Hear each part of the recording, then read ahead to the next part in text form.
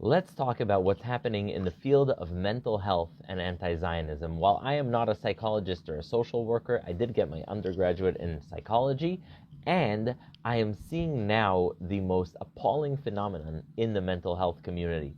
What I have been seeing is therapists who write literally in their descriptions things like, I'm reading now from a social worker from New York, I'm not going to say her name, but a social worker from New York writing, "I do not accept Zio clients." This is a direct quote from a therapist in the state of New York. Now, besides the fact that saying "I do not accept Zio clients" is horrifically anti-Semitic, it is bigoted, it's filled with prejudice and hate, it is against the law, and that person could be losing their license. But this is not the only person. I have seen too many situations where people who claim to be in the healing profession, because mental health, after everything said and done, is a profession of healing.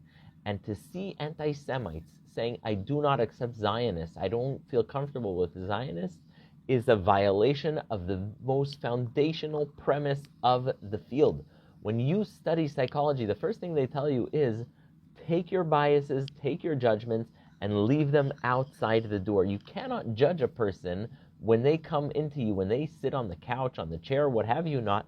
You can start putting in your own judgment, your own religious, personal, political values, and seeing them through that prism. You need to be there for your patient, client, whatever you want to call the person. And therefore, the people who are now saying, "Oh, I'm an anti-Zionist therapist," are violating the most basic premise of psychology, of therapy, of mental health, and they need to be called out, and professional organizations must revoke the licenses of those who break the rules. We cannot have a situation where people say, "Oh, I'm not gonna judge anybody except if." And so the anti-Semitism that is going unchecked in the name of anti-Zionism in the field of mental health must be addressed. You need to bring attention to that, and professional mental health organizations must speak out against this. This is a red line that cannot be crossed. Let's speak out against it. Let's make sure everyone is treated equally.